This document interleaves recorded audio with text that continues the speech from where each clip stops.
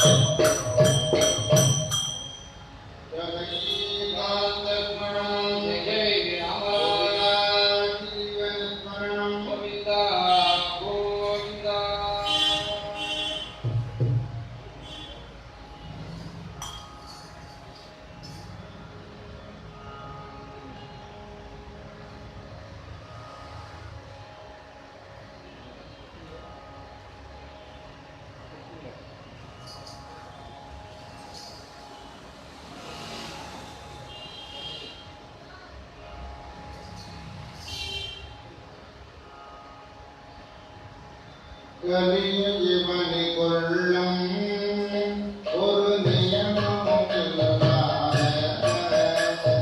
கீர்த்தனம் பாடி நம கீர்த்தனம் பாடி ஹரே ராம ஹரே ராம ராம ராம ஹரே ஹரே ஹரே ஹரே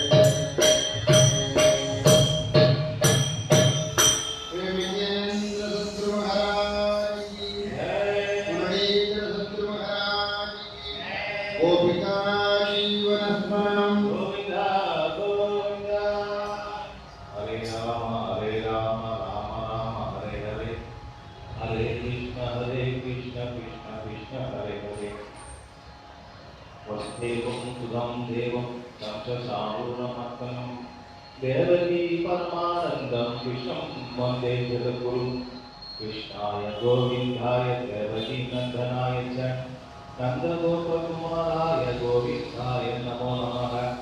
गुरुब्रह्मा गुरुविष्णु गुरुदेवो महेश्वरः गुरु साक्षात् परब्रह्म तस्मै श्रीगुरुवे नमः।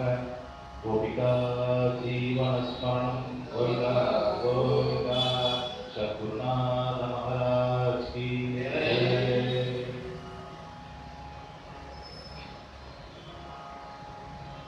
இந்த கலியுகம் ஆரம்ப நாள் முதல் இன்றைய நாள் வரை மனித ஜென்மமாகிய நமக்கெல்லாம் ஒரே பயமயமா இருக்கு. காலையில் எழுந்துக்கும் போது அன்றைய நாள் எப்படி போகுமோ என்ற ஒரு பயம்,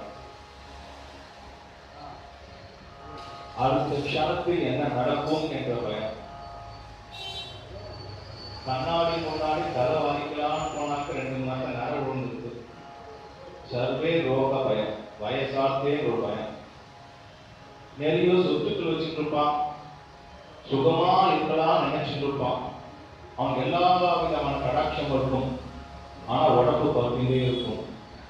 ரோக பயம், உடல் பயம் எல்லாமே இருக்கு. ஆனா ஒரு வகையான நிம்மதி மட்டும் இருக்க மாட்டேங்குது சில பேருக்கு. அவன் உடை அணைஞ்சிட்டு அப்படி ஒரு உடை அணைஞ்சிட்டு இருப்பான், பட்டு வேஷ்டியா இருப்பான், கழுத்துலாம் தங்க செயின் இருக்கும், ஒவ்வொரு விரலும் மோதிரம்லாம் போட்டு இருப்பான். அவன் யாரை பார்த்தாலும் ஷேக்கன் கொடுப்பான். எதுக்குனாலும் நான் கையில மோதிரம் போட்டு இருக்கேன் பாருங்கன்னு சொல்றது. ஆனா அவன் மனசுல ஒரே ஒரு துக்கம் ஒன்றுமே இருக்கும், இனம் புரியாத ஒரு துக்கமா இருக்கும். அது சொல்லவும் முடியாது அவளால. சரி சேமிப்பு பண்ணிடலாம்னு சொல்லிட்டு பேங்க்ல போயிட்டாங்க, எந்த நிமிஷத்தை பணத்தை எடுத்து போறான்னு தெரிய மாட்டேங்குது. நான் நல்லா சம்பாதிக்கிறேன், மாசம் 2 லட்சம் ரூபாய் சம்பாதிக்கிறேன், சந்தோஷம் இருக்கும்போது திடீர்னு ஏப்ரல் மாசம் இன்கம் டாக்ஸ் வந்து பாதி பைசா எடுத்துடுறான். அது ஒரு பயம். இப்படி வாழ்க்கை பயம் பயம் பயமா இருக்கும்போது அதிலிருந்து எப்படி நம்ம என்ன வரணும் அப்படின்னு சொன்னாக்கா, அந்த காலத்துல இந்த நாள் வரை ஒரு அற்புதமான ஒரு குருவின் உபதேசம் இருக்கணும். ஒவ்வொரு இடத்தும் நாம சங்கீதம் செய்யும் போதும் சரி, எந்த விதமான கல்யாணங்கள் செய்யும் போதும் சரி, மார்கழி மாசத்துல ஒவ்வொரு நாமத்திலும் பார்த்து கோயில் பிரகாரத்தை உஞ்சவர்த்தி பாகவதற்கு இருப்பான். காலங்காத்தா இருந்து குளிச்சு ஸ்நானம் பண்ணிட்டு கையில தம்புரா வச்சுட்டு ஒவ்வொரு வீதியா பகவான் நாமா சொல்லிட்டே வருவோம். அந்த உஞ்சவர்த்தி பார்க்கறதுக்குலாம் ரொம்ப அழகா இருக்கும். நம்மள நினைச்சுக்கலாம், நம்ம கையில கட்டிங்கலாம், கையில ஒரு தம்புரா வச்சுக்கலாம், சப்படாக்கு எடுத்துக்கலாம், நம்மளும் பத்திர பாடியே போலாம் அப்படின்னு நினைக்கிறது தான் ஈஸியை ஒழிய செயல்ல கொடுக்க ரொம்ப கஷ்டம். ஒரு உஞ்சவர்த்தி பாகவர் அப்படின்னு லௌகீக வாழ்க்கையெல்லாம் விட்டுட்டு 6400 நாமாக்கள் மேல ராமநாமத்தை சொல்லிட்டே இருக்கணும். சுக போகத்தெல்லாம் விட்டுடணும். சதா பகவான் நாமா வச்சு ஆச்சார அனுஷ்டான கடைபிடிச்சுட்டே இருக்கணும். ஆனா சுட்டு கூட நமக்கு வர மாட்டேங்கிறது. நாம் எப்படியாவது இருக்கணும், ரொம்ப நாளா பிளான் பண்றோம், அது ஒழுங்கே வர மாட்டேங்கிறேன். என்னால இருக்க முடியாது, பயமா இருக்கு, சொல்றது ஈஸி, செய்யறது கஷ்டமா இருக்கு. அப்படின்னு அந்த உஞ்சவர்த்தி பாடல் விசேஷமான ஆளா அப்படின்னு பார்த்தா, பகவானுக்கு சமமான ஒரு அந்தஸ்து இருக்கிறவா உஞ்சவர்த்தி பாகவதர். அப்படி உஞ்சவர்த்தி பாகவதர் ஒவ்வொரு இடமா பிரதேஷா போயிட்டு ஒரு இடத்துக்கு வரும்போது நாற்காலில் உட்கார வச்சுட்டு அவளுக்கு அந்த பாத பூஜை பண்ணி அந்த தீர்த்தத்தை புரோக்ஷம் பண்ணிப்பான். ஒரு வாட்டி நம்ம புரோக்ஷம் பண்ணிட்டாக்க இந்த உலகத்துக்கு அனைத்து புண்ணிய நதிக்கு போய் நீராடி இருக்கிற அந்த பலன் நமக்கு கிடைக்கிறது. ஏன்னா வைகுண்ட பகவானே சொல்லியிருக்காங்க, ஒரு சாதாரண குருவோட கால்பட்ட தூசியும் புனிதமாகுது அப்படி. அதனால உஞ்சவர்த்தி பாடலும் அப்படி ஒரு வரவேற்பு கொடுப்பா. ஒவ்வொருத்தரும் அவ்வளோ ஆச்சாரம் இருப்பா. நல்லா சந்தனப்பட்டு அலம்பி தண்ணி நடந்து சந்தனத்தால் தொடச்சி குங்குமம் வச்சுட்டு கர்ப்பராட்டி பண்ணிட்டு உள்ள கூப்பிட்டே போவாங்க. அந்த பாகம் உள்ள வரும்போது அந்த அக்கவசத்தை போட்டு அது மாதிரி காலை வச்சு வரணும்னு சொல்லுவாங்க. பூமியில கால் படக்கூடாதுன்னு. உடனே எல்லாம் அதுக்கு ஒரு போட்டி நடக்கும். கால் தண்ணி தோஷம் பண்ணிட்டு. ஏன்னா திரும்ப சொன்னாங்க, ஒரு தண்ணி தோஷம் பண்ணிட்டா எல்லா சேர்த்துக்கு போயிடும் காலம். அதெல்லாம் ஒரு அபராதத்தை சொல்றான். பாய தூஜே குருராயா குருராயா குருராயா பாய தூஜே குருராயா குருராயா குருராயா தேவ பூஜா மாதி தேவ பூஜா தேவ பூஜா மாதி தேவ பூஜா.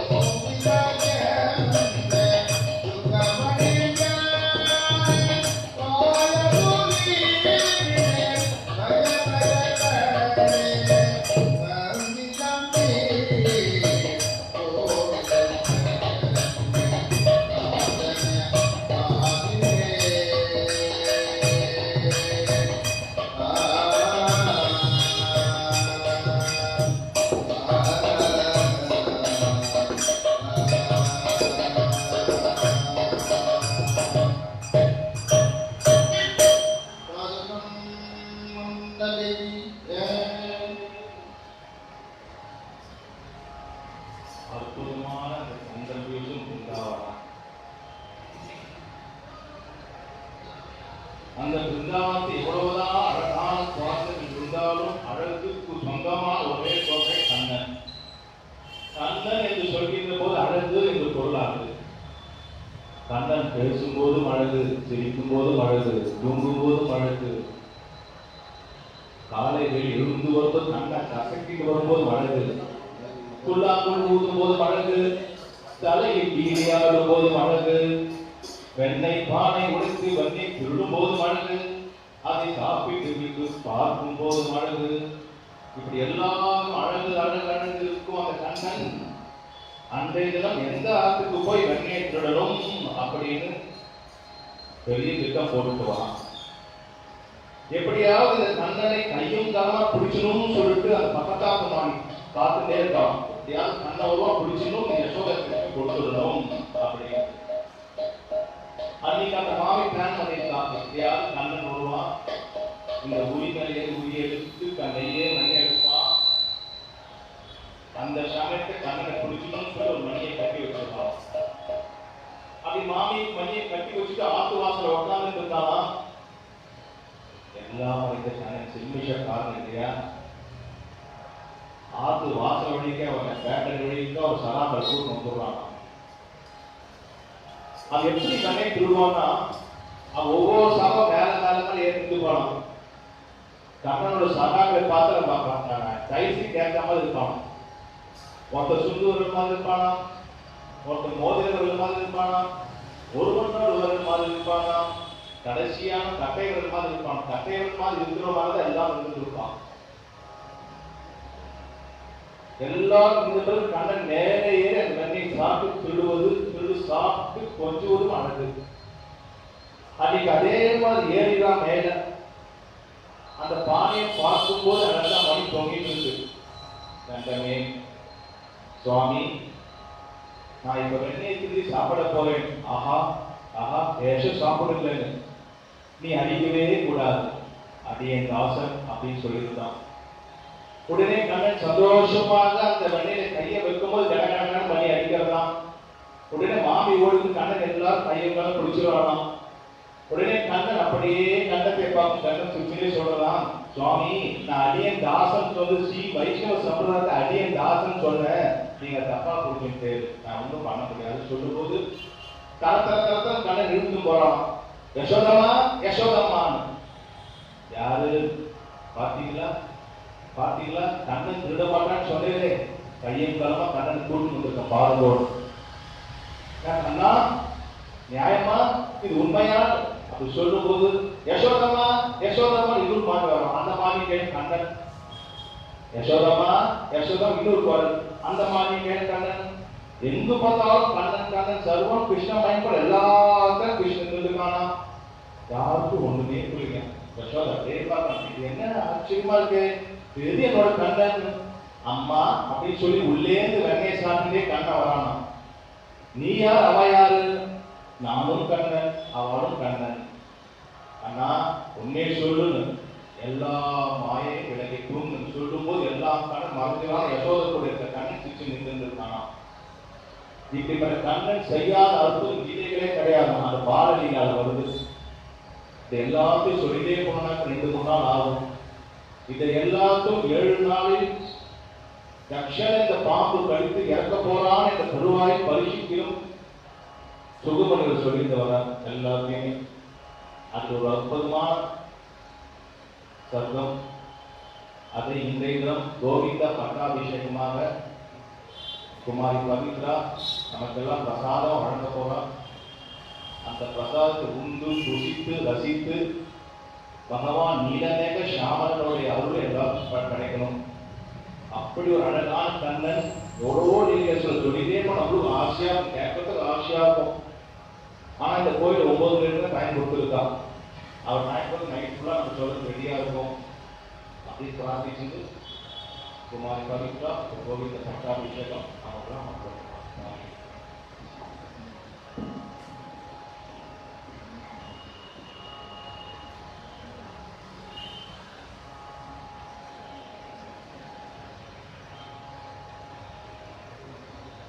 लक्ष्मी नरसिंह शरण शरण प्रवक्ति श्रीमती नारायणाय नमः।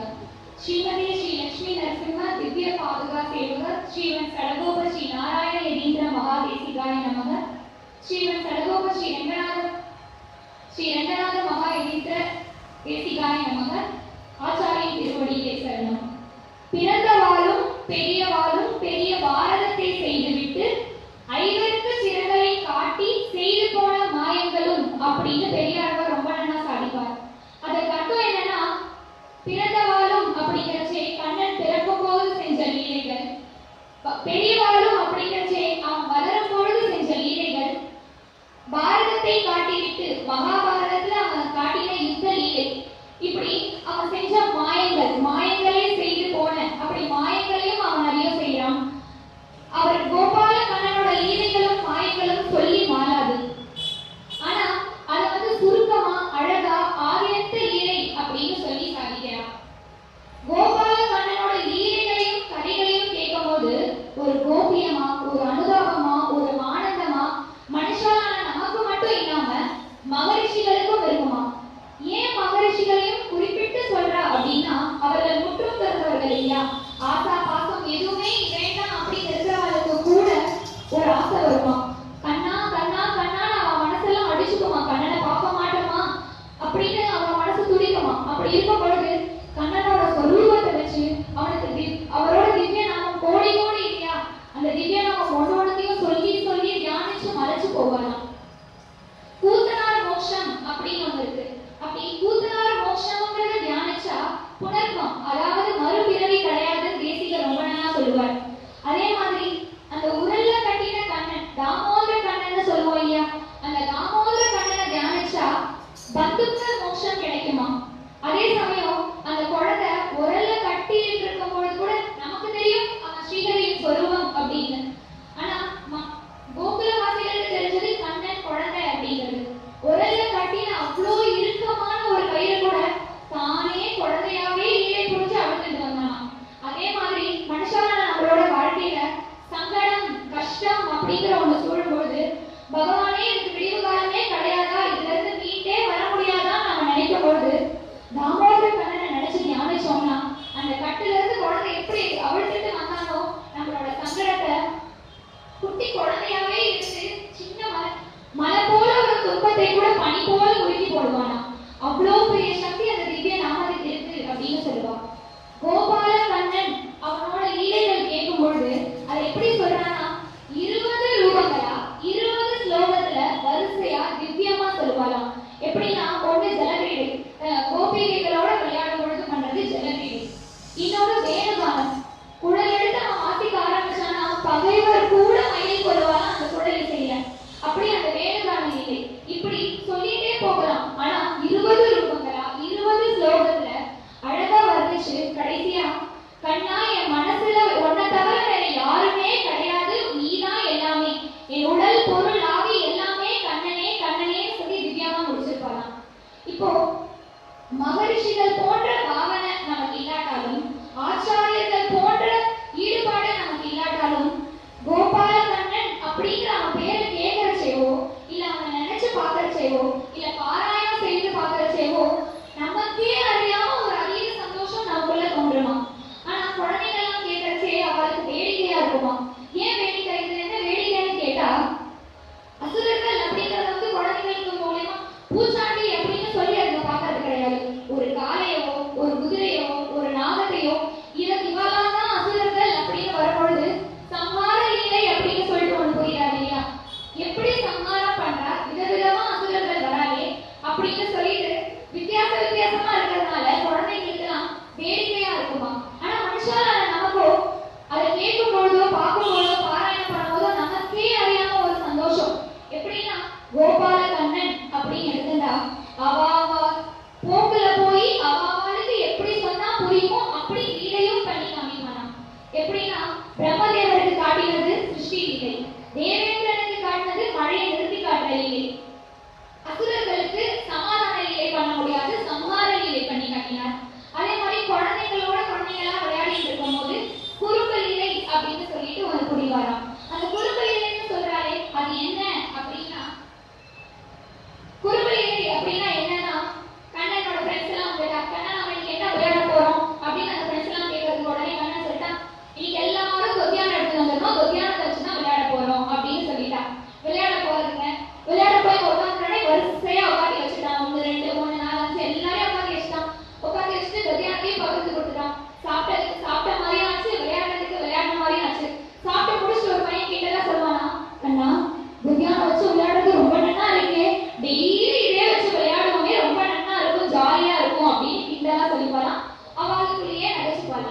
போஜனம் செய்திடவாராயோ போஜனம் செய்திடவாராயோ ராதே கிருஷ்ணா போஜனம் செய்திடவாராயோ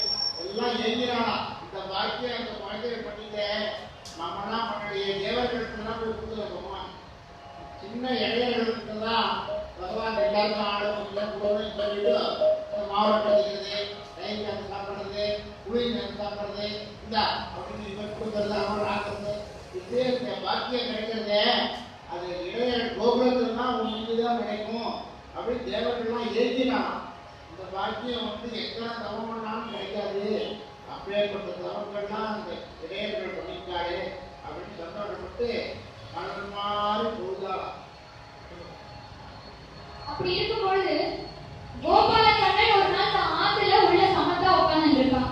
நாம தான் சமத்தா இருந்தா யாருக்குமே பொறுக்காதே. என்ன பண்ணா பழக்காரி ஒருத்தி பழம் வாங்கலையோ வீதியில போயிட்டு இருக்கா. அவ சும்மா போகாம கண்ணன் அதுல கரெக்டா கூட இறக்கி வச்சுட்டு கண்ணன் வரானான்னு எட்டி பார்த்தா. கண்ணனும் அந்த குரலை கேட்கும் பொழுதே அந்த பழத்தை வாங்கிடணும்னு ஒரு முடிவுக்கு வந்துட்டான். இவளும் கரெக்டா கூட இறக்கி வச்சுட்டு கண்ணன் அதுலயே எட்டி பார்த்துட்டு இருந்தா. அவன் நினைச்சான் எப்படியாவது அந்த பழத்தை வாங்கிடணும் அப்படிங்கிற ஒரு ஆசையும் இருக்கு. சும்மா போய் கேட்டா கட்டையால அடிக்க வந்துருவாங்கிற பயமும் இருக்கு. இப்படி பார்த்தான். அந்த காலத்துல எல்லாம் என்ன ஒரு வழக்கம்னா தானியத்தை கொடுத்து பொருள் வாங்குற வழக்கமா. அப்போ இப்படி பாக்குறச்சே நெல்லு மூட்டை இருந்தது. மூட்டையே தூக்கி போக முடியாது. கண்ணன் குழந்தை இல்லையா, தன் கை நிறைய அள்ளிட்டானா. கை நிறைய அள்ளிட்டு குழந்தை தானே தட்டி ஓட சிந்திட்டே வந்துதான் நெல்லு. கடைசியா அந்த பழக்காரிட்ட இருந்தா வச்சுக்கோ அப்படின்னு கொடுக்கும் பொழுது வெறும் கைதான் இருக்கு, நெல்லை காணும். எல்லாமே வழியிலேயே சிந்திருக்கு. அந்த பழக்காரி பார்த்து சிரிச்சாலாம். சிரிச்சுட்டு, ஏண்டா கண்ணா, நான் உனக்கு பழத்தை கொடுத்து நீ அந்த பழத்தை எப்படி சாப்பிடுறேன் அந்த அழகு பார்க்கறதுக்கு தானே வந்தேன். உங்ககிட்ட நான் எந்த பிரதிபலனும் எதிர்பார்க்கலையே. இந்த நெல்லுலாம் எனக்கு தேவைதானா அப்படின்னு சொல்லிட்டு நான் கூட இருந்த பழத்தை எடுத்து கொடுக்கலாம். நவப்பழம் அப்படின்னு சொல்லுவா. அந்த நவப்பழத்தை எடுத்து கை கொள்ளாத அளவுக்கு திரிச்சு வச்சாலாம். உடனே கண்ணன் இதெல்லாம் கேட்டாலாம், இது என்ன பழம் அப்படின்னு. உடனே அவன் சொன்னாலாம், ஆரணிக்க பழம் அப்படின்னு சொன்னாலாம். ஆரணிக்க பழமா, அதை நான் தானே கொடுத்தேன், நீயே எனக்கு கொடுக்குறியா அப்படின்னா. ஆரணிக்க பழம்னா மோட்சத்தை தரக்கூடிய பழமா. அவன் கிட்டலாம் கேட்டான், நான் படைச்ச சிருஷ்டிகளுக்கு நான் எல்லாருக்கும் மோட்சம் கொடுக்குறேன், நீ எனக்கே மோட்சம் கொடுக்குறியா அப்படின்னு கேட்டுட்டு, நமக்காக பக்தி இவ்வளவு பண்றாளே அப்படின்னு சொல்லிட்டு, நீ இனிமே பழம் விற்க கூடாது. நீ என்ன பண்ற, இந்த பழத்தை கொடுத்துட்ட, இதை நான் சாப்பிட்டுறேன், வேண்டாம் உன்கிட்ட தரமாட்டேன் அப்படின்னு சொல்லிட்டு நீ இனிமே பழம் விற்க வேண்டாம். ஆனா உனக்கு அன்லிமிட்டடா நான் உனக்கு கொடுக்குறேன், நீ வாழ்நாள் பூரா சந்தோஷமா திருப்தி அடைகிற அளவுக்கு நான் உனக்கு கொடுக்குறேன்னு சொல்லிட்டு கூடையில இருந்த சர்வ பழ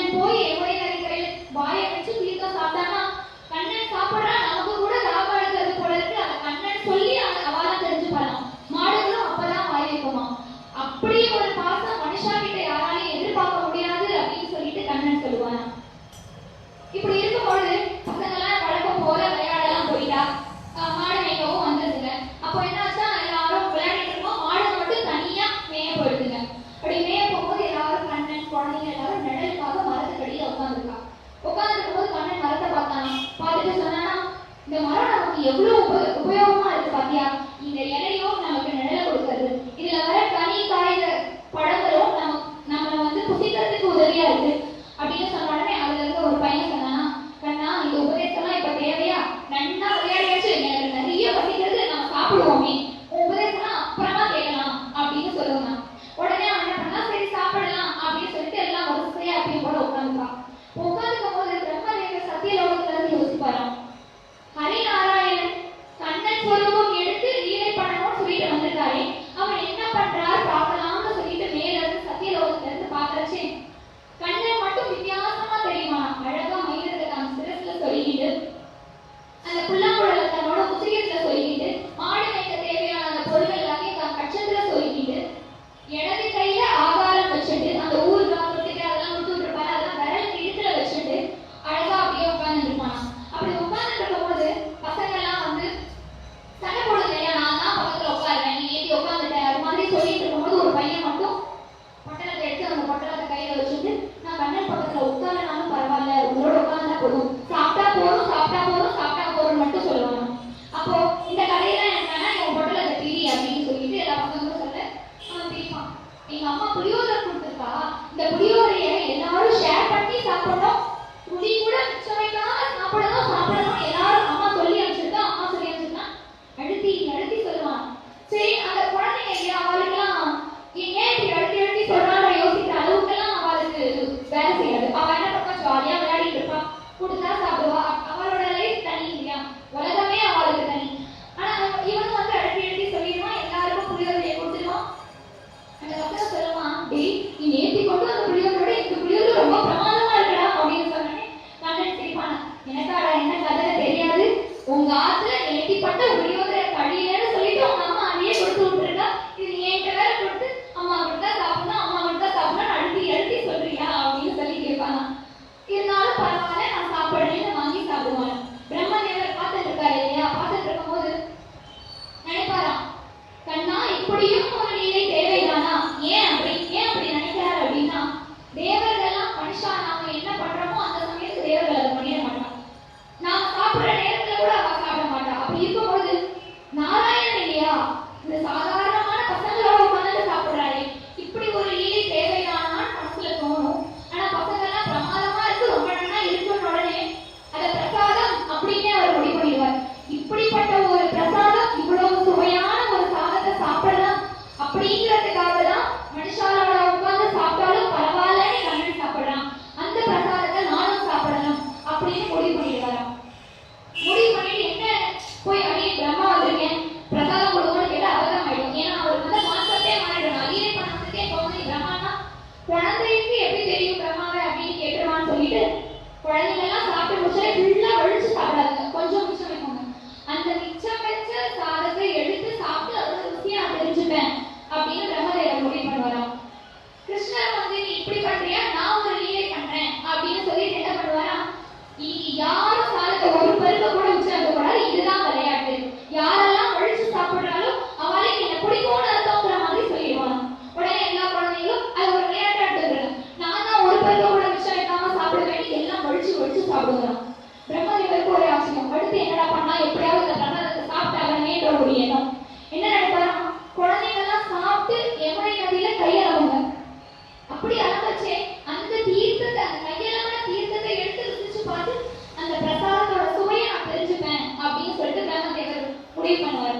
உடனே இதுவும் கண்ணனுக்கு தெரிஞ்சிடும். உடனே என்ன சொல்லிடுவாரா, இன்னைக்கு யாரும் சாப்பிட்டு முடிச்சு கையெல்லாம் கூடாது, எல்லாம் என் உத்திரியிலே தொடச்சுக்கோங்கன்னு வரான்.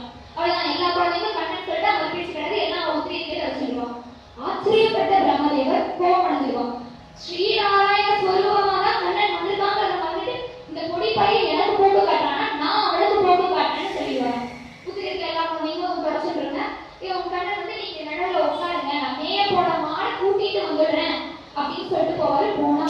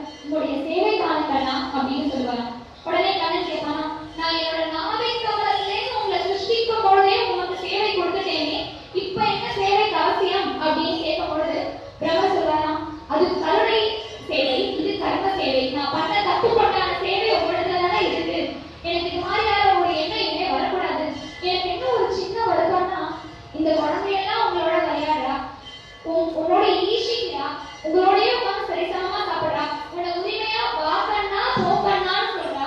இப்படி எல்லாம் உரிமையா இருக்கும்போது இந்த கோகுலத்துல இல்லைன்னா பிருந்தாவனத்துல ஒரு புள்ளாவது நான் பிறந்திருந்தேனாவது உங்களுடைய திருவள்ளிப்பட்டம் தான் எனக்கு சந்தோஷமா இருந்திருக்குமே. உங்களுடைய நாபிக்காவத்துல இருந்து நான் பிறந்து வந்தேங்கிறது எனக்கு பெருமைக்குரிய விஷயம் தான். ஆனா இந்த குழந்தைகள், இந்த மனுஷாங்க, இந்த புற்கள் செஞ்ச பாக்கியம் கூட நான் செய்யலன்னு நினைக்கும் போதுதான் எனக்கு வருத்தமா இருக்கு. அதனாலதான் என் புத்தி பேரிச்சு நான் இப்படி ஆயிட்டனும், எனக்கு இது மாதிரி ஒரு எண்ணம் எதுவுமே வரக்கூடாது அப்படின்னு சொல்லி கண்ணன் கிட்ட வேண்டுவார். கர்ம சேவை கேட்டாரு, கர்ம சேவையும் கொடுத்துருவாரு. சோக்கியமா நீ போயிட்டு வாப்பா அப்படின்னு அனுப்பிச்சு வச்சிருவாரு. அடுத்து என்ன நடக்கும்னா, ஒரு நாள் கண்ணனுக்கு எப்படி ஃப்ரெண்ட்ஸோ கண்ணனோட அம்மாவுக்கு அவனோட ஃப்ரெண்ட்ஸோட அம்மா எல்லாம் ஃப்ரெண்ட்ஸ். அப்படி இருக்கும்போது கண்ணனோட பக்கத்துல இருக்கிற மாமி எல்லாம் நாமெல்லாம் இப்போ உட்காந்து தெருவோட பேசிட்டு இருக்க மாதிரி அவெல்லாம் வந்து பேசிட்டு இருக்கும்போது பேச்சுவாக்கில் என்ன சொல்லிடுவாங்கன்னா, யசோதையம்மா உன்னோட கண்ணன் கருப்பு அப்படின்னு சொல்லிடுவாங்க. எல்லா தாய்க்குமே உண்டான ஒரு இன்டீரியாரிட்டி காம்ப்ளெக்ஸ்னே சொல்லலாம். என் பையன் சிகப்புன்னு சொல்லிட்டா, என் பையன் ஏதாவது சாதிச்சுட்டான்னு சொல்லிட்டா இல்லாத ஒன்றை கூட வச்சு வச்சு வச்சு வச்சு வச்சு சொல்லுவான். ஆனா கருப்பு அப்படின்னு சொல்லிட்டு அவளுக்கே ஒரு இன்டீரியாரிட்டி காம்ப்ளெக்ஸ். கருப்பு கிடையாது என் கண்ணன். ஒரு நாளைக்கு ஒரு தரம் இல்ல 2 தரம் ஸ்நானம் பண்ணா பரவாயில்ல, ஓயாம அந்த யமுனை நதியில குளிச்சுட்டே இருக்கானே அதனால கருப்பா போயிட்டான். இதெல்லாம் நாம ஒத்துக்க மாட்டான். உன்னுடைய கண்ணனாலதான் இந்த யமுனை நதியே கருப்பா போயிடுது அப்படின்னு சொல்லிடுவா. என்ன சொல்றதுன்னு தெரியாது அவங்க யசோதையம்மாக்கு. அப்படியே வாயடிச்சு போயிடுவா. இப்படி பேச்சுவாக்குல பேசிட்டே இருக்கும்போது உண்மை என்னன்னு தெரிய வருமா. அந்த யமுனை நதி கருப்பானதுக்கு காரணம் காளிங்கன் அப்படிங்கிற ஒரு நாவல் தன்னோட கோபத்தை அடக்க முடியாம அவ்வளோ நஞ்சம் வந்து கக்கிட்டே இருப்பான். அந்த கக்குறதின் விளைவு தான் யமுனை நதியை கருப்பா மாறிடுவான். ஜல ஜந்துக்கள் எல்லாமே சாகர நிலைமைக்கு. அப்படி சாகர நிலைமைக்கு வந்ததுக்கு அப்புறம் இதனால அந்த காளிங்கனாலதான் இப்படி பேசிட்டே இருக்கும். ஐயோ என் குழந்தைகள் யமுனை நதியில தான் விளையாட போயிருக்குங்க, அந்த கரையில தான் விளையாடிட்டு இருப்போங்க. ஈர்க்கம் சாப்பிட போற பசு ஆடு அவளை கூட விட்டு வைக்காம காளிங்கன் கவர்ந்துட்டு உள்ள எடுத்து விழுகிடுவான். அப்போ கரையில விளையாடி இருக்க குழந்தைங்களுக்கு என்ன தெரியும் பாவம் அப்படின்னு சொல்லிட்டு எல்லாரும் பதறி அடிச்சுட்டு நம்ம போவாராம். போனா எல்லாம் குழந்தைங்களாம் அம்மா பார்த்தாலே அம்மா அம்மான்னு வந்து ஆலிங்கனம் பண்ணிக்கோங்க. எல்லா அம்மாவுக்கும் என்ன ஒரு என்னன்னா என் குழந்தை பத்திரமா இருக்கா, என் குழந்தை பத்திரமா இருக்கா அப்படின்னு சொல்லிட்டு. ஆனா யசோதைக்கு தான் போவோம், கண்ணனை காணல கண்ணா எங்க போயிட்ட, கண்ணா எங்க போயிட்ட. கூட இருக்கிற ஃப்ரெண்ட்ஸ் தான் சாட்சி. யாராவது ஏதாவது தப்பு பண்ணா ஃப்ரெண்ட்ஸை தான் மாட்டி விடுவோம். ஃப்ரெண்ட்ஸ் கிட்ட வந்து கேட்பா, கண்ணா எங்கடா போயிட்டா, கண்ணா எங்கடா போயிட்டான்னு. புளியோதரை சாப்பிட்டு இருந்த மரத்துக்கு அந்த மரத்துல உட்கார்ந்துட்டு இருந்தோம். அப்ப அந்த கிணறு மேல ஏறி யமுனை நதிக்குள்ள குதிச்சுட்டான் கண்ணன். அந்த பாம்பு எப்படி இருக்குன்னு பாக்கிறதுக்காக உள்ள போயிட்டான் அப்படின்னு சொல்லிடுவான். நமக்கு தான் தெரியும், அந்த ஸ்ரீஹரி சொல்லுவான் அவரை மிஞ்சினது ஒண்ணுமே இல்லை அப்படின்னு சொல்லிட்டு. ஆனா எங்க குழந்தைங்க இவாளுக்கு அந்த கோகுலவாசி விஞ்ஞானம் தெரியும். கண்ணன் ஒரு குழந்தை, அவன் எப்படி உள்ள போனா ஒண்ணு நீச்சல் தெரியும், முழுகிடுவான். அது ஒரு காரணம். இன்னொன்னு அவ்வளவு பெரிய பாம்பு. உடனே சொல்லுவான் பலராமன் ஆதிசேஷன் சொல்லுவான். அவர் வந்து பலராமனா இந்த ஜென்மத்துல கண்ணனோட தமையன் அண்ணனா வந்து அவதாரம் பண்ணி வந்திருக்கார். எல்லா விஷயத்துக்கும் குறும்பு பண்றதுக்கும் அதுக்கு பண்ணின குறும்புக்கு அடி வாங்குறதும் தீட்டு வாங்குறதும் எல்லாமே 2 பேரும் சேர்ந்துதான் வாங்குவா, பலராமனும் கண்ணனும். இதுல பலராமன் தனியா விட்டுட்டு கண்ணன் மட்டும் உள்ள குதிச்சுட்டான். அப்ப பலராமன் வந்து சமாதானப்படுத்துவான், கண்ணனுக்கு ஒண்ணும் ஆகாது கூட இருக்கிற பெண்மணிகள்லாம் சொல்லுவா, இப்படி ஒண்ணும் ஆகாது சொல்றேன்.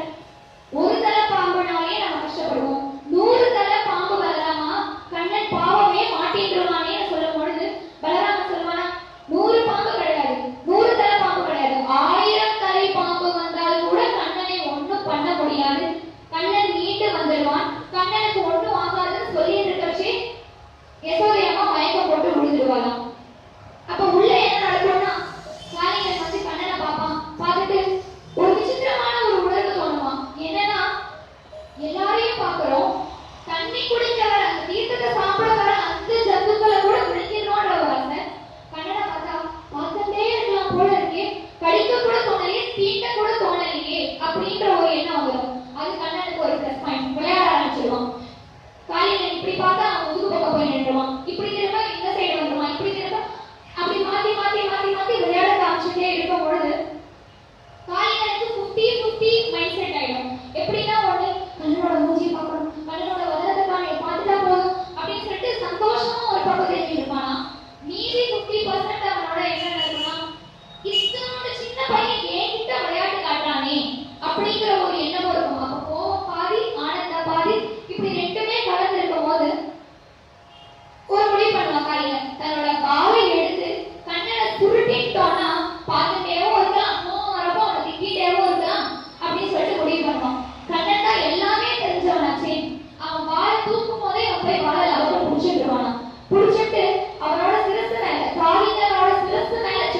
போய் நின்றுடுவான்.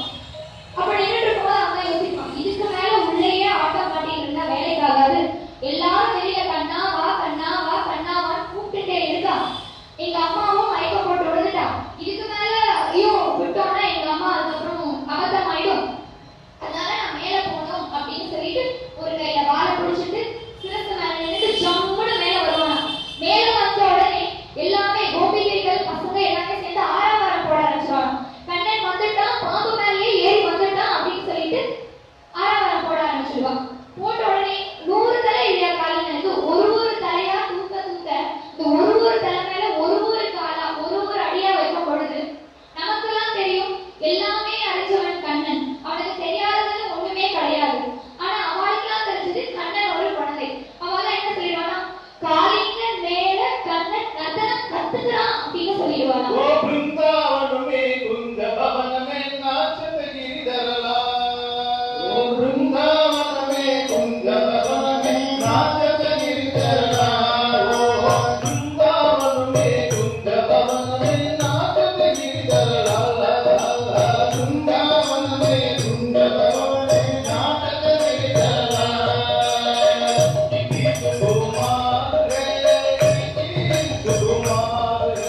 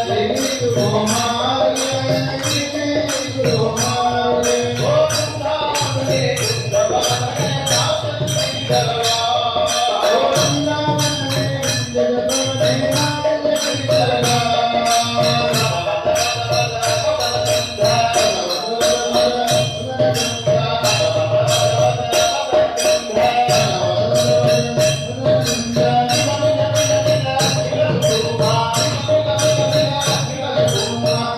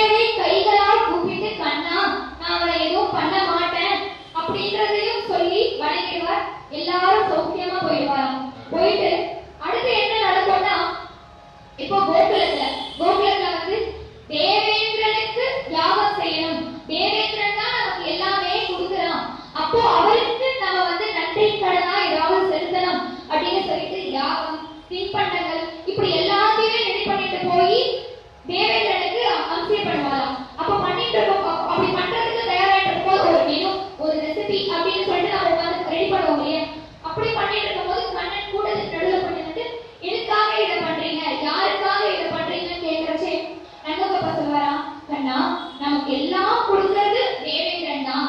தேவேந்திரனுக்கு நன்றி கடனா நாம ஏதாவது செய்யணும் இல்லையா, அதனால நாம இதெல்லாம் செய்யறோம் அப்படின்னு சொல்லிட்டு சொல்லுவாராம். உடனே கண்ணன் கேட்பானா, தேவேந்திரா நமக்கு எல்லாத்தையுமே கொடுக்கிறார் இல்லையே, நாம நித்தியம் பால் தயிர் நெய் வெண்ணெய் இப்படி சாப்பிடுறோம்னா அதுக்கு காரணமானது யாரு? பசு. பசுவுக்கு வெப்பு கொடுக்கிறது என்ன? புற்கள். அந்த புற்கள் எங்க இருந்து கிடைக்குது? கோவர்தனகிரியில இருந்து கிடைக்குது.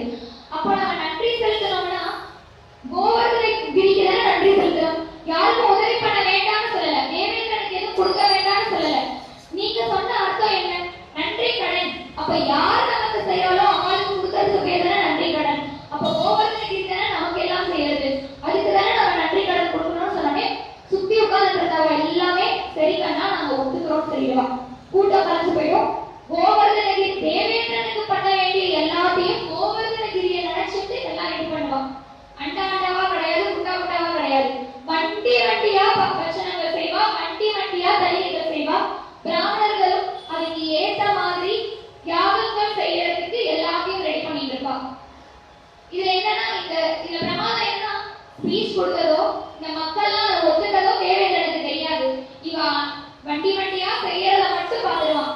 பார்த்துட்டு அந்த பசியின் மோகத்துல கும்பகர்ணனாவே மாறிடுவானா. அப்ப தானே நினைச்சிட்டு பாடுவானா, கல்யாண சமய சாதம் காய்கறிகள் பிரமாதம் இது கோகுல பிரசாதம் இதுவே எனக்கு போரும் அப்படின்னு சொல்லிட்டு சந்தோஷமா இருப்பானா. நாமெல்லாம் இப்போ ராத்திரி ஒரு ரிசப்ஷனுக்கு போறோம் இல்ல பர்த்டே பார்ட்டிக்கு போறோம் அப்படின்னா மத்தியானத்துல இருந்து காத்தால இருந்து சில பேர்லாம் வயிற்று காலியா போட்டுப்பான். அப்படி இருக்கும் பொழுது ஒரு இலைக்கு ஒரு வேலைக்கே நாம அவ்வளோ வயிற்று காலியா போட்டுக்கிறோம்னா ஒரு ஊர் இல்ல 4 ஊர் உட்காந்து சாப்பிடணும் அவன் பண்றதுக்கு. அவ்வளோ தடப்படலாம் நடக்கும் பொழுது அவன் எத்தனை நாள் வயிற்று காலியா வச்சுட்டு இருப்பான்னு பார்ப்போம். அப்படி சந்தோஷமா எனக்கு எல்லாமே வரும்பொழுது நான் இவ்வளவு சாப்பிட போறேன், எனக்காக எல்லாம் பண்றான் அப்படிங்கிற ஒரு ஆசை கர்வமாவே அவனுக்கு மாறிடுவான். அப்படி நினைச்சிட்டு அவன் மட்டும் உட்கார்ந்து இருப்பான். ஆனா இந்த ஸ்பீச் இவன் ஒதுக்கிறதோ பாவம் அவனுக்கு தெரியாது. இவன் எல்லாம் வண்டியில மூட்டை கட்டிட்டு பட்சணத்தை எடுத்துட்டு தலையை எடுத்துட்டு யாருக்கு ரெடி பண்ண வேண்டியது எல்லாத்தையும் எடுத்துட்டு போவா. அங்க மனுஷா எல்லாம் போறதுக்கு முன்னாடியே பிராமணர்கள் போய் உட்காந்துட்டு யாகம் பண்ணிட்டு இருப்பாராம். பிராமணர்களையும் கோவர்தனகிரியவும் பிரதட்சணமாக வந்து அம்சியம் பண்ணுவாராம் இந்த தலிகைகளையும் பட்சணங்களையும். அப்படி அம்சியம் பண்ணும்போது மலை வந்து பேசுமா. மலை எப்படி பேசும்? உயிரோட பொருள் மலை. கண்ணனே மலையா மாறி நான் வந்துட்டேன் உங்க யாகத்தை ஏத்துட்டு வந்துட்டேன், உங்க தலிகையை சாப்பிட வந்துட்டேன், உங்க பட்சணத்தை போய் கண்ணன் வந்து முடிவு பண்ணிருப்பானா, இந்த தலிகை இந்த யாகம் இந்த பட்சணங்கள் எல்லாத்தையும் ஸ்வீகரித்துக் கொள்ள போகிறவன் நானே அப்படின்னு சொல்லிட்டு அதே மாதிரி அங்க போமா. கண்ணனா போக மாட்டான். கண்ணனா போனா அவனை புடிச்சு கட்டி போட்டுருவான். அந்த ஒரு வயதுல மலையாவே போவான், எல்லாத்தையும் முழுகிடுவான். ரொம்ப நன்னா சேவையாச்சு, ரொம்ப பிரமாதமா இருந்தது, எல்லாத்தையும் சொல்லி முடிச்சிடுவான். கோகுல வாசிகள் விழா கொண்டாடிட்டு கோகுலத்துக்கே திரும்பி போயிடுவாங்க. தேவேந்திரனுக்கு தெரியாது போவோம், எல்லாமே காலியா இருக்கும், அது அவனுக்கு தெரியாது. கொண்டு வருவா இந்த வழி மீது விழி வைத்து காத்திருக்கோம் அப்படின்னு சொல்லுவாரு. அது மாதிரி காத்துட்டு இருப்பாராம். காத்துட்டு இருக்கும் ஒரு பக்கம் கபகபான பசிக்கும் வேற பாவம் இருக்கு, கொண்டு வரலையேங்கிற ஒரு தயக்கமும் இருக்கும். தன்னோட அசிஸ்டன்ட் அங்க வாயை கூப்பிடுவாருங்களா, அங்க போய் என்னதான் நல்ல வரும்னு பார்த்துட்டு வாங்க, எனக்கு பசிக்கிறது என்னால முடியல அப்படின்னு சொல்லுவாராம். அப்ப போவாராம். போய் பார்த்துட்டு வந்து நீங்க தாங்கி வந்த செய்தி என்ன அப்படின்னு கேட்கறச்சே வாயு சொல்லுவாராம், கலிக்க பண்ணினா பட்சணம் பண்ணினா யாவும் பண்ணினா உமக்கு இல்லை கோவர்தனகிரிக்கு அப்படின்னு சொல்லிடுவாராம். அவ்வளவுதான். பண்ணினா பிரச்சனை வந்துருக்குன்னு சொன்னாலும் பாவம் பார்த்து விட்டுருவார். உனக்கு இல்ல கோவர்தனகிரிக்குன்னு சொன்ன உடனே கோபம் ஆயிடும் அவங்களுக்கு. கோபம் ஆயிட்டு அந்த கோபம் யார் பக்கம் திரும்பும்? கண்ணன் மேல திரும்பும். ஏன்னா எல்லா செய்தியுமே சொல்லிட்டு போறவர் சும்மாவா இருப்பார். கண்ணன் கேட்டான், கண்ணன் சொன்னான், அதனாலதான் உனக்கு பண்ண வேண்டியது கோவர்தனகிரிக்கு போச்சுன்றதே சொல்லிடுவார். அப்போ அவரும் மறந்துடுவார். அந்த கர்வம் தலை கேறிடுது இல்லையா, அவரும் மறந்துடுவார். இவர் நாராயணன் இல்ல கண்ணன் தான் அப்படின்னு சொல்லிட்டு எனக்கு வர வேண்டியதை இவன் ஸ்வீகரிச்சுட்டானே அப்படிங்கிற ஒரு எண்ணத்துல கோபம் அடைச்சு நான் இவனுக்கு வெளியே புரியுதேன், இவன் யாரு பொடி பையன் அப்படிங்கிற ஒரு கர்வத்தை மனசுல வச்சுட்டு மழை வாயு வந்து அசிஸ்டன்ட் தான், மற்ற தேவர்களும் அவருக்கு அசிஸ்டன்ட் தான். மழை பெய்ய சொல்லுவான், காத்தடிக்க சொல்லுவான், என்னென்ன பண்ண சொல்லுவான் 7 நாளைக்கு. அப்படி பண்ண சொல்லும்போது என்னமாகும்?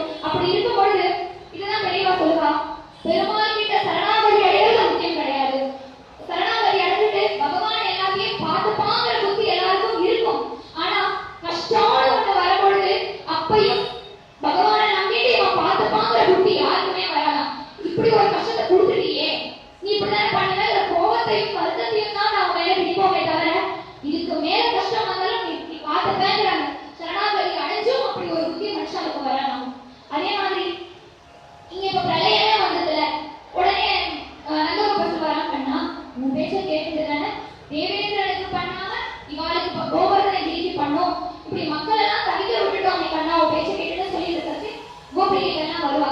அந்த கோகுல மக்கள்லாம் வருவா. வந்துட்டு சொல்லுவா, உன் பேச்ச கேட்டுட்டு தேவேந்திரன் கோபத்துக்கு ஆளாயிட்டவை கண்ணான்ற வார்த்தையை சொல்லிட மாட்டான். சொல்லிட்டா கண்ணன் வருத்தப்பட்டுருவாளாங்கிற ஒரு கஷ்டம் அவளுக்கு.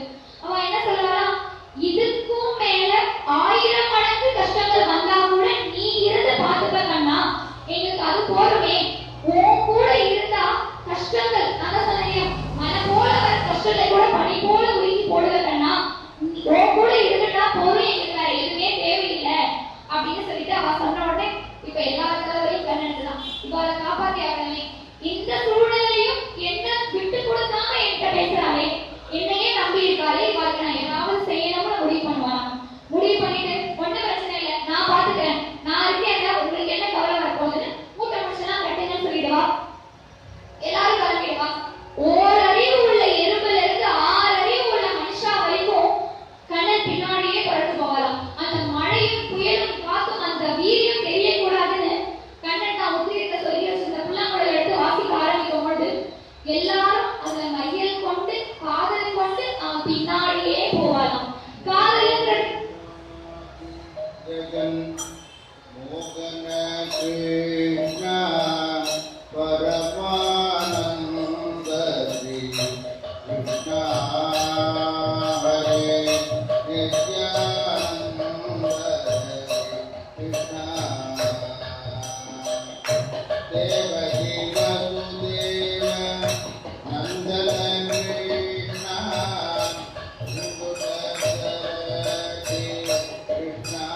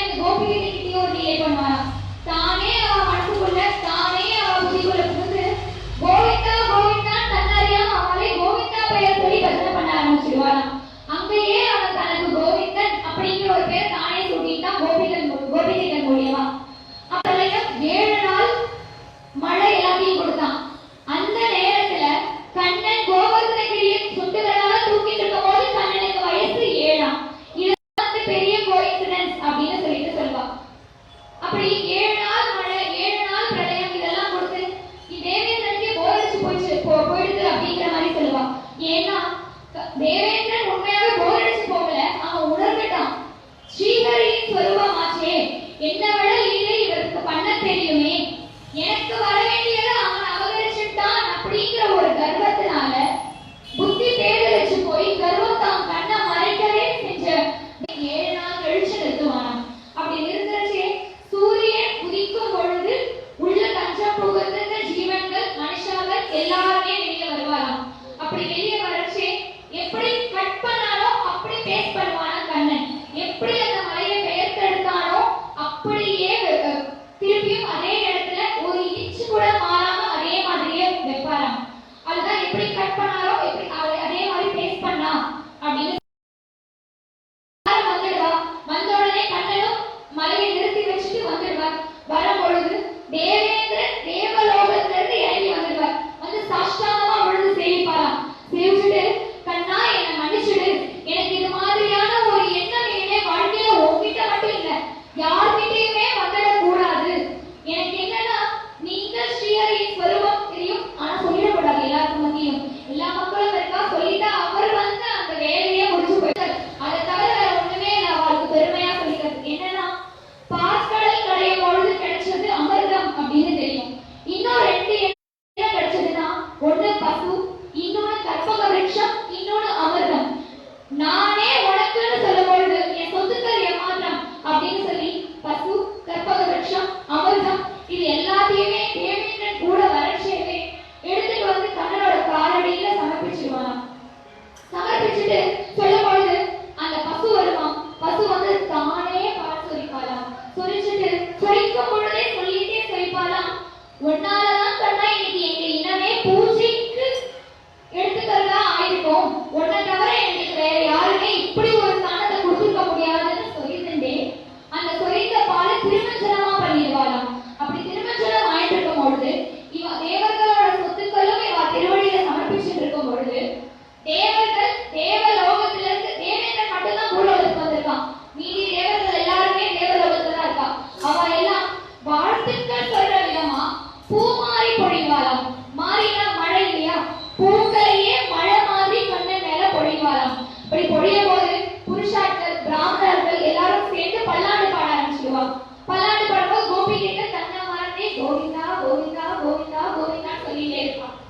அப்போ தேவேந்திரன் கோவிந்த நாம சங்கீதம் கோவிந்தா கோவிந்தா அப்படின்னு சொல்லுவாராம். அப்படி சொல்றது இப்ப பட்டாபிஷேகம்னா என்ன, ஒண்ணு பெயர் சொல்லணும், இன்னொன்னு திருமஞ்சனம் ஆகணும், இன்னொன்னு பூவால சொல்லி வாழ்த்து பாடணும், பல்லாண்டு பாடணும். இப்படி எல்லாமே கண்ணனுக்கே தெரியாம லீலைகளாவே அமைஞ்சு எல்லாம் அமைஞ்சிடுது. திருமஞ்சனம் அப்படிங்கறது அந்த பசு சொரிந்த பாலான திருமஞ்சனம் ஆயிடுது. அவருக்கு ஏதாவது சமர்ப்பிக்கலாம் அவசியப்படலாம் அப்படிங்கிற வழியில கற்பக விருட்சம், பசு, அமிர்தம் எல்லாமே அவர் காலடியில இப்போ தேவர்கள் பூமாரி பொழிஞ்சுட்டா, பல்லாண்டு பாடியாச்சு, இவரும் சுத்தி சமர்ப்பிச்சுட்டார் தேவேந்திரனும். கோபிகைகளையும் தன்னை மறந்து கோவிந்தா கோவிந்தா கோவிந்தா கோவிந்தா ஆரவாரம் போட ஆரம்பிச்சுட்டா. அந்த குட்டி பசங்க தன்னோட ஃப்ரெண்ட்ஸ் எல்லாம் என்ன பண்ணுங்கலாம், தன்னோட பசங்கெல்லாம் ஃப்ரெண்ட்ஸ் எல்லாம் என்ன பண்ணுங்கலாம் கண்ணனை வந்து ஆலிங்கனம் பண்ணிப்பாலாம்.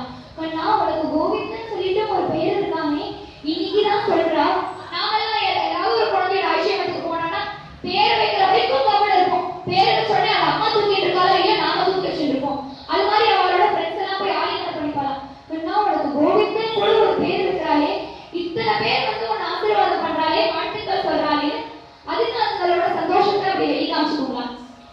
இப்படி எல்லாமே நடந்து தன்னை மறந்து எல்லாமே நடந்ததுக்கு பேர் தான் கோவிந்த பட்டாபிஷேகம் அப்படின்னு சொல்றா. எல்லாமே நல்லா போயிட்டு இருக்கு. ஒரு இடத்துல எல்லாமே நல்லா போயிட்டு இருக்கும்போது குழப்பம் பண்றதுக்குனே ஒருத்தவா கண்டிப்பா வந்துடுவா. அது சொல்லி நடக்குமோ சொல்லாம நடக்குமோ தெரியாது, குழப்பம் பண்றதுக்குனே ஒருத்தவா வந்துடுவா. அப்படி வரைச்சு அங்க எல்லாமே சௌக்கியமா போயிட்டு இருக்கு.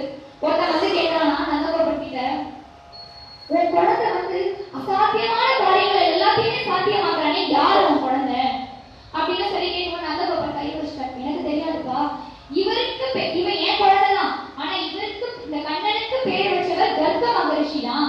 அவர் சொன்னாரு கண்ணன் கிருஷ்ணன் அப்படின்னு பேர் சொல்லுங்க, ஆனா இவனுக்கு கோடான கோடி நாமங்கள் உண்டு, தெய்வ அம்சம் பொருந்திய குழந்தைன்னு தான் சொல்லுவார். ஏன்னா மகரிஷி வந்துட்டு தெய்வமே இவர்தான் சொல்லிட்டு அவர் வந்த லீலை பண்ண வந்த காரியமே மாறி போயிடும். அதனால தெய்வ அம்சம் பொருந்திய குழந்தைன்னு சொல்லிட்டு கர்ப்ப மகரிஷி சொல்லி எனக்கு தெரியும்பா, நீ அவங்கிட்டே கேட்கணும்னு சொன்ன உடனே நந்தகோபர் கிட்ட கேட்ட அந்த மனுஷன்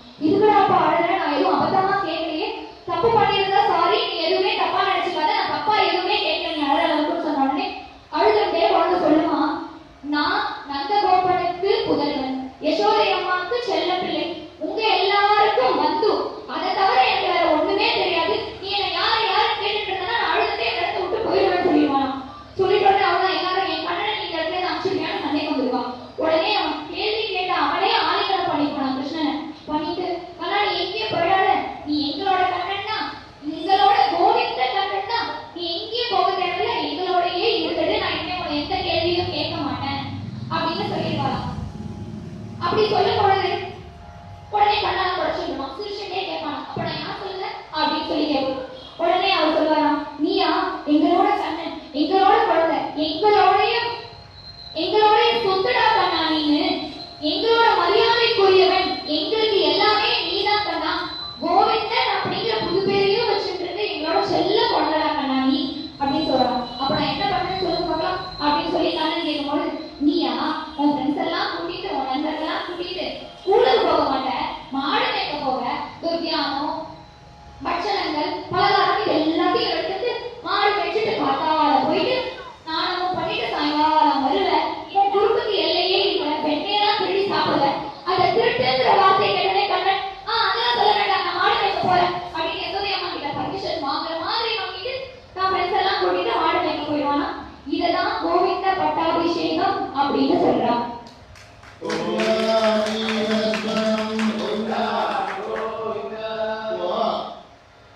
திருப்பதி ஏழுமலை எப்படி வந்ததுன்னா, பகவான் குந்தவர்களால 7 நாள் தாங்கினால கோவர்தனகிரி. அந்த கோவர்தனகிரி பகவான பிரார்த்தனை பண்ணிதான், நீ இவ்வளவு நம்ம கைமாறு செஞ்சிருக்க கோபுரத்துக்கும் எனக்கும், நான் ஏதாவது கைமாறு செய்யணுமே அப்படின்னு வேண்டிதான். அதுக்கு பகவான் சொன்னாராம், கலியுகத்துல நான் வெங்கடாஜலபதிய சீனிவாசன் அவதாரம் பண்ண போறேன், அப்போ நீ என் மலையா இரு அப்படின்னு பகவான் சொன்னாராம். இதுவும் கோவர்தனகிரியும் பிரார்த்தனை பண்ணிட்டு, நானும் 7 நாள் நீ என்னை தாங்கின, உனக்கு கைமாறு 7 மலையா இருக்கேன் அப்படின்னு வேண்டி இன்ன வரைக்கும் அந்த கோவிந்தராம அந்த வாபர யுகத்தில் நடந்தது இப்போ வரைக்கும் கோவிந்தராம வருதுக்காங்க. தேவேந்திரன் நாமம் கூட்டினான் கோவிந்தன், அது அப்படியே கலியுக பட்டந்தம் கோவிந்தான்னு சொன்னா உடனே திருப்பதி வெங்கடாஜல வச்சா ஞாபகம் வரும்.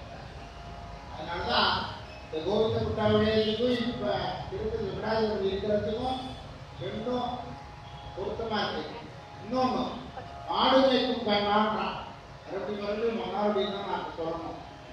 இந்த கோபாலன் சாட்டையை வச்சுட்டு காமணும், மாடை வந்து வெட்ட மாட்டான், அப்படியே தடவி கொடுப்பான். இந்த மாடு கண்ணுடியும் பகவான் முகத்தையே பார்த்துட்டு இருப்பான். அது செஞ்ச பாக்கியம் நம்மளும் செய்யல. அந்த மாடு அப்படியே அந்த மானோட காலை அப்படியே நட்டி கொடுப்போம். அப்பேற்பட்ட பாக்கியம் அந்த மாடு செஞ்ச பண்ணி நம்மளால கோபிகை என்ன புண்ணியம்னா பகவான் கையை போட்டுட்டாங்க. நம்ம இனிமே ஜென்மம் இருக்கோ இல்லையோ அதெல்லாம் வேண்டாம், அந்த பகவான்கிட்ட எப்படியாவது அவரோட ஸ்பரிசம் நமக்கு கிடைக்கணும் பிரார்த்தனை பண்ணிக்கணும். யோகா நமஸ்காரம் செய்யறவங்களும் பிரார்த்தனை பண்ணிக்கணும். ஏன்னா நம்ம அந்த லோகத்திலே நம்ம ஒரு அடக்கம். அதனால எல்லாரும் கேட்கணும், மழை பெய்யணும். ஆயுமழை கண்ணான்னு ஆண்டாள் காட்டு அளவு ரொம்ப வெயில் தரிக்கிறது. அதனால கொஞ்சம் மழை பெய்யணும் அப்படின்னு பகவான் பிரார்த்தனை பண்ணுவோம். ஏன்னா 7 நாள் மழை பெய்யுது. அந்த மழை நல்லதுக்கு வேணும், கெட்டத்துக்கு அவன் தேவேந்திரன் கொடுத்தான்னா அவன் பகவான லீலையை பார்த்து கோதனை கொடுத்தான். நமக்கு நல்லது தண்ணி கட்டணும், ஜல கட்டணம் போகணும் அப்படின்னு நம்ம பிரார்த்தனை பண்ணி அந்த கோவர்தன மாலையை பிரார்த்தனை பண்ற மாதிரி பண்ணிட்டு ஒரு மாமாவளி அப்புறம் டோலோக்குவோம். Govinda Govinda Govinda Govinda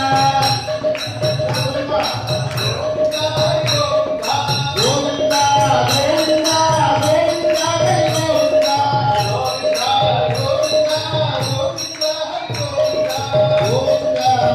Rama,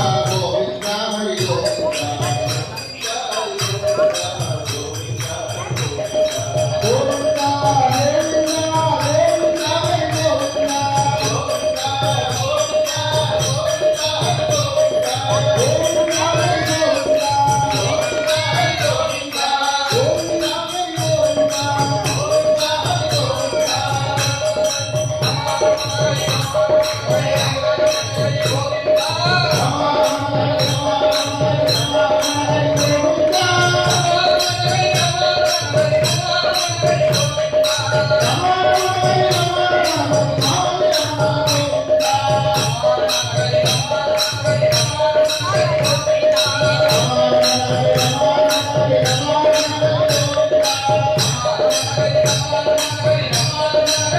Hare.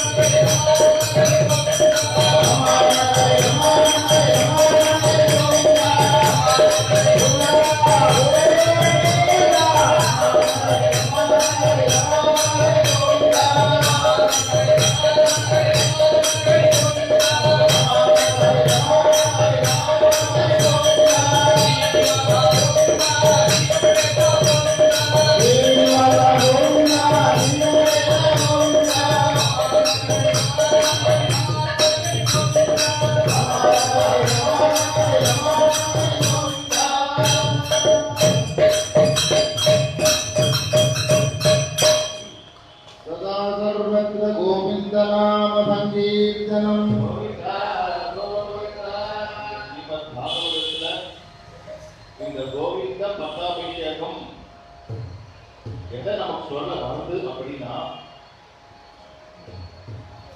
பகவானை சரணாகதம் அடைந்த பக்தர்கள் படும் துயரை கருணை என்ற மலையால் நான் தாங்கி குடிச்சிட்டு உங்களை காப்பாற்றுகிறேன் என்று சொல்வதை போல் இருக்கான். அதனால பகவானை சேவிக்கும் போது சரணாகதி அடைஞ்சிடணும், எதையும் எதிர்பார்த்து செய்யக்கூடாது என்று காட்டிச்சுட்டு என்ன சொல்றதுக்கு வார்த்தைகளே கிடையாது. இந்த குழந்தைக்கு கொடுத்த 2 நாள் தான் டைம், 2 நாள் டைம். ஒரு குரூப்லேயே கதை வாட்ஸ்அப் போட்டோ எடுத்து இந்த அளவுக்கு ப்ரிப்பேர் பண்ணால் எதிர்பார்க்கவே. இதுதான் ஒரு பக்தின்ற ஒரு இன்ட்ரெஸ்ட் வருது பார்க்கணும். இந்த ஏஜ் பசங்களை இப்ப பாத்தீங்கன்னா எவ்வளவோ சினிமா பாட்டு ஸ்டேஜ் பாடிட்டு இருக்காங்க. ஆனா இந்த குழந்தைக்கு பகவான் மேல கதை சொல்லி பகவான் அனுகிரகம் பண்ணணும்னு வருகிறாங்க.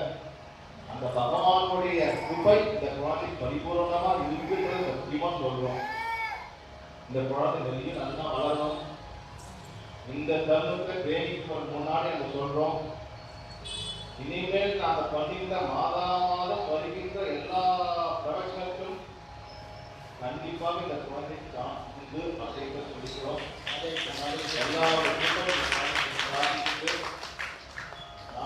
எப்படி தன் நண்பனுக்கு பகவான் உதவி செய்தார் அப்படின்னு பார்க்க சுதாமா சரிதம்.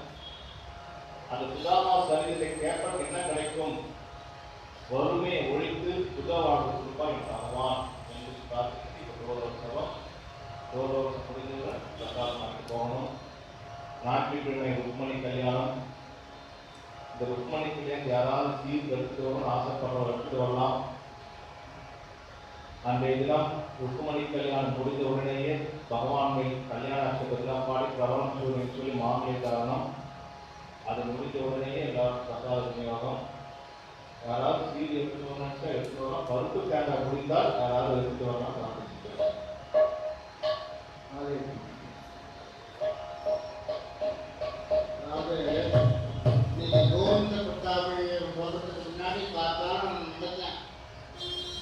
கிருஷ்ணா, நீ தாமோரண்டி மட்டும் பண்ணிட்டியே, மற்ற காணிக்கை நடந்ததும் என்ன பிரம்மலீலை இதெல்லாமே நடக்கணுமே, எப்படி சொல்றது, எப்படி குழந்தை பண்ண போறான்னு நினைச்சேன். அது பகவான் அவன் மனசுல புரிஞ்சுட்டார் சொல்றது. அவரே அவர் பண்ணிட்டு இருக்கார் இந்த ரூபத்தை. ஏன்னா அந்த குழந்தை சொல்லலை, நீ நினைச்சியாடா நான் அதே சொல்றேன் பாரு அப்படின்னு சொல்லி அந்த குழந்தை சொல்லியிருக்கா. ஏன்னா நிச்சயமா பகவான் இருக்கான் இந்த சத்தியத்துல நான் நினைச்சது காட்டால சாயங்காலம் அந்த குழந்தை சொன்னதுக்கும் நான் நினைச்சதுக்கும் சரியா இருக்கு. அதனால பகவான் எல்லாருக்கும் பரிபூர்ணமா அனுகிரகம் பண்ணணும், எல்லாருக்கும் கேமம் உண்டாகணும் அப்படின்னு பிரார்த்தனை பண்றோம். இப்போ தோழோத்சவம் சங்கிரகமா பண்ண போறேன். திருப்பி எல்லாம் பாட போறது இல்லை, அப்படியே ஓட்டிட்டே கிடக்குறேன்.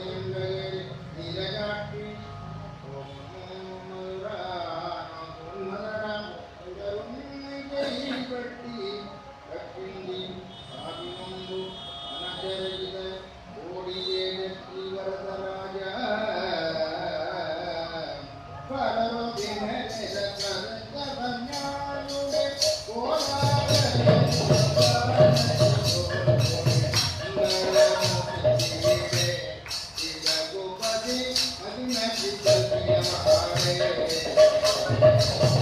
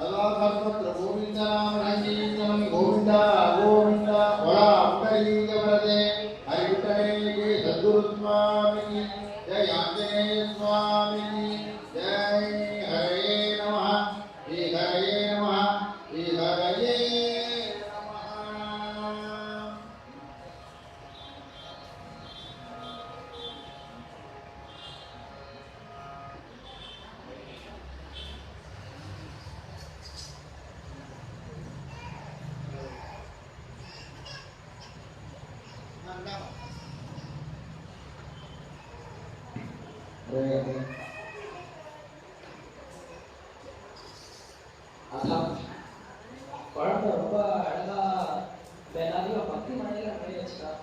இதே மழை வந்து நேரடியா பெஞ்சு நம்மளுக்கு எந்த கஷ்டமும் வராமல் இருக்கும். ஏன்னா பெருமாள் கிருப்பையில வந்து மழை பெஞ்சிடும், தண்ணி இல்லாமல் கஷ்டம் வரும்.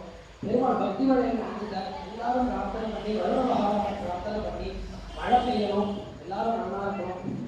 காலை வருஷத்து பஞ்சனா பிருத்திவி சசிவாயு தேசோயும் சோபிதா பிராமணாக சாதுஜனாக சந்தோ நிர்பயாக ஸ்லோகத்துக்கு அர்த்தம்னா எல்லாரும் பெஞ்சு நல்லா விதை வச்சு நல்லா சாப்பிட்டு நல்லா இருக்கணும். இதுதான் பெருமாளோட வாக்கியம். இந்த பக்தி மழையில நனைய வச்சா இந்த பவித்ராக்கு